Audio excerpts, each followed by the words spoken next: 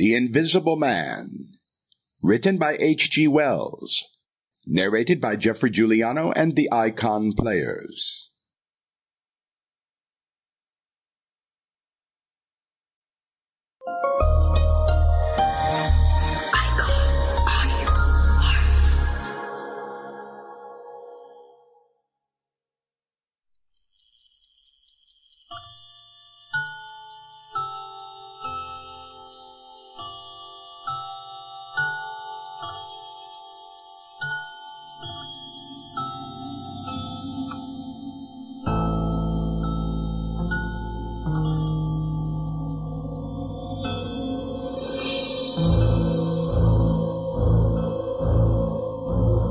Welcome to Icon Audiobooks at their most terrifying, provocative, and mysterious.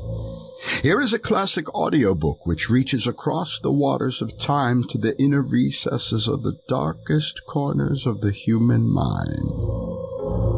Whether or not these are truly horror stories depends on the always fragile state of mind of the attentive listener, but they are dark, often foreboding and delightfully full of dread. Perhaps more than pure horror, they are rather cautionary tales, displaying the depths of immorality, criminality, and insanity which has plagued mankind from time immemorial. Or perhaps they are something more, a frightening window into the unknown, the otherworldly, and the truly evil. One thing for sure, however, this jarring, well-crafted tale of desperation, death, and depravity has the power to rattle the expectant listener to the very core, as well as opening doors that might better stay closed. Dark roads which should not be traveled, and alleyways to misadventure, which wander off deep into the weeds of self-doubt and isolation. So join us, please, on this unexpected journey into the unknown, which may well lead you into a room full of mirrors. But I warn you, you might not like what you see. But don't worry, I'll be with you every step of the way.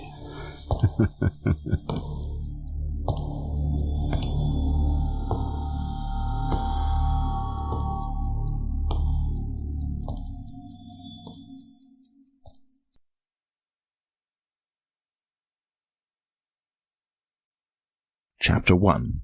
The Strange Man's Arrival. The stranger came early in February, one wintry day, through a biting wind and a driving snow, the last snowfall of the year, over the down, walking from Bramblehurst railway station and carrying a little black portmanteau in his thickly gloved hand.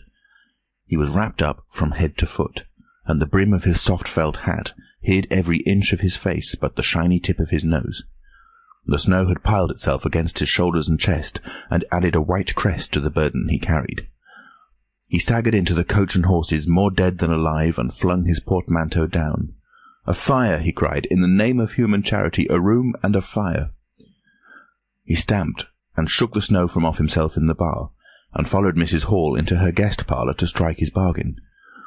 And with that much introduction, that and a couple of sovereigns flung upon the table, he took up his quarters in the inn. Mrs. Hall lit the fire and left him there, while she went to prepare him a meal with her own hands.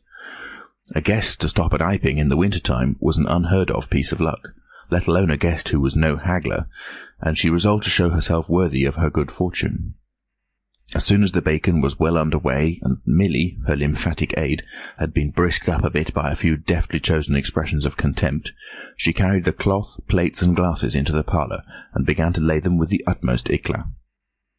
Although the fire was burning up briskly, she was surprised to see that her visitor still wore his hat and coat, standing with his back to her, and staring out of the window at the falling snow in the yard. His gloved hands were clasped behind him, and he seemed to be lost in thought. She noticed that the melting snow that still sprinkled his shoulders dripped upon her carpet. "Can I take your hat?"